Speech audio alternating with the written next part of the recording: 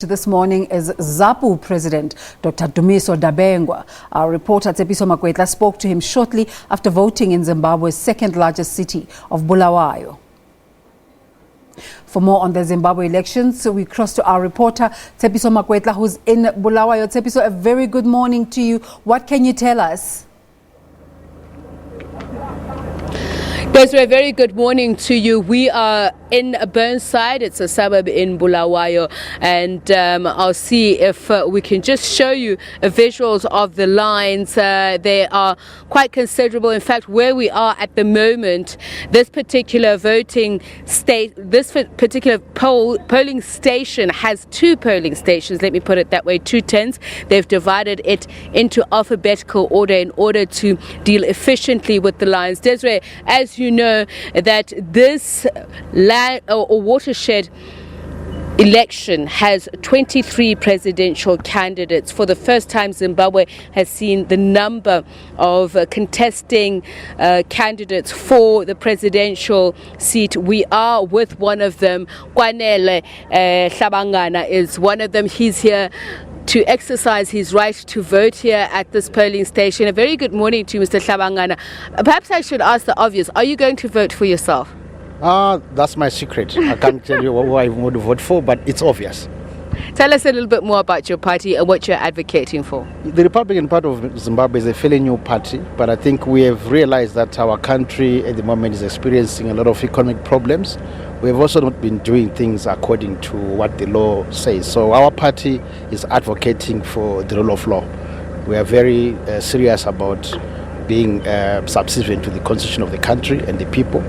We believe that most of our problems we've just been careless. It was a leadership problem, and we have come in and fill that vacuum. Mm-hmm. Just in terms of the constituency that you're hoping to appeal to, it's been reported that participation and interest, especially amongst the youth, has been very low. In some cases, it's been decreasing. We've seen from the polling stations that we've been to that there's just a smattering of youth in the lines. Are you trying to reach out to that constituency, and have you been successful? Yes, in terms of our campaign, we have been reaching out to young people. Even in terms of the voter registration, we have a high turnout of young people who registered to vote. But unfortunately, as you know, young people are very impatient, so I don't see them in the queue. So obviously they are not here they may not spend time as adults to vote. So we try and encourage them to come and vote. There's still time for them to come and vote. Mm-hmm. Talk to me about the process itself. Some opposition parties have complained about the processes of ZEC, saying that they have not lived up to their mandate. Some have even claimed that the ZEC has tried to disadvantage them in favor of President Emmerson Mnangagwa. What has been your experience? Yes, I think our view as RPZ is that we respect ZEC. ZEC is an independent body. They are not aligned to any political party. So we are not going to rubber stamp any suspicions or false allegations. So we don't have any evidence to that effect. So our position is that we think ZEC is doing everything according to what the law says. Mm-hmm. And you've received no complaints from your supporters thus far in the pre-election phase and even today, as it's too soon, I know, in terms of polling stations, but have you received any reports of polling stations that did not open on time? Not really. We haven't heard anything as yet, but we are here to contact our colleagues on different sites, yes. Mm-hmm. And security deployment, has it, according to your knowledge and the information that you had, purely to secure the credibility of the voters, as ZEC has said? Yes, I think even the position of government, they are very serious about making sure that this election is credible and fair. So they will do everything in their power to make sure that we don't fall in that area. Mm-hmm.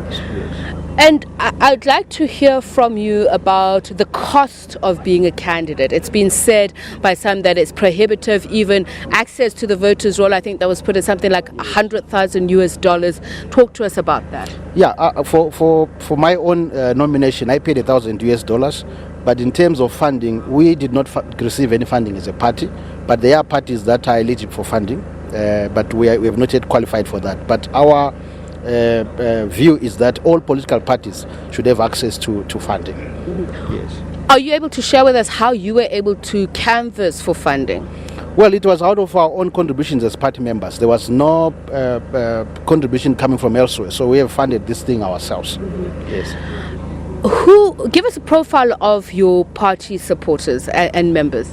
Our members cut across all demographics. We have old people, we have young people, we have a lot of women in our party. So I would say everyone is covered in terms of our membership. Any political party that you associate or affiliate with? At the moment, we are not associated with anyone, but look, it's politics. We may find room to discuss with others that share the same ideologies of our vision. Are you willing to be part of a coalition? Definitely. If that opportunity arises, we'll be willing to work with others. Thank you so much for your time. Kwanele Hlabangana is a presidential candidate, one of the 23. Desiree, 53 political parties are participating in this. 267 of those are candidates. Just by the way, we've received a complaint from a viewer who says that she has heard somebody from a polling station has reported that an independent candidate at their polling station does not appear on the ballot paper. We are trying to verify those reports, and others will be tracking developments here in Bulawayo, and the team in Harare will be giving you updates as well throughout the day.